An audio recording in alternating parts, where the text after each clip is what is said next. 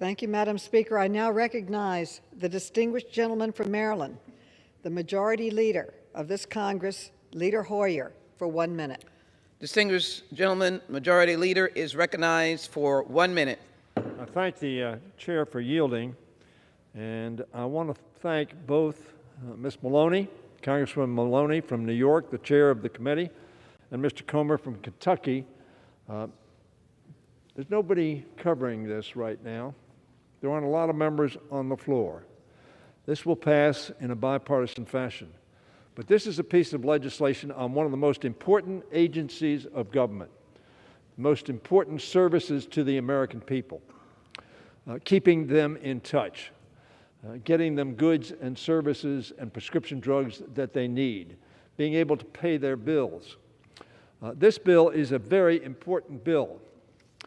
The interest in it in terms of the public is belied by the fact that it is bipartisan and that therefore it is assumed to happen. But I tell you, Madam Speaker, this is decades in the making. This bill has been debated, not this bill, but the reforms that this bill achieves have been debated for decades. As the former chair of the Treasury Postal Subcommittee of the Appropriations Committee, I know full well how difficult this process has been. And it doesn't need me to say anything more about the specifics of the bill, other than to say to Chair Maloney, thank you very much.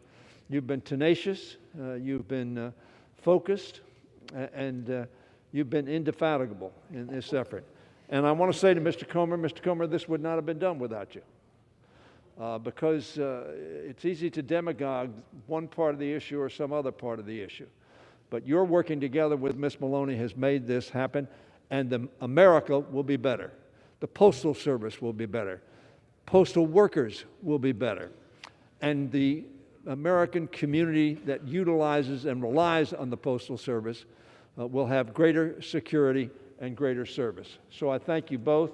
I thank all of those who worked on this bill in the committee, and I urge its overwhelming passage on a bipartisan basis. And I yield back, and I ask to revise and extend my remarks.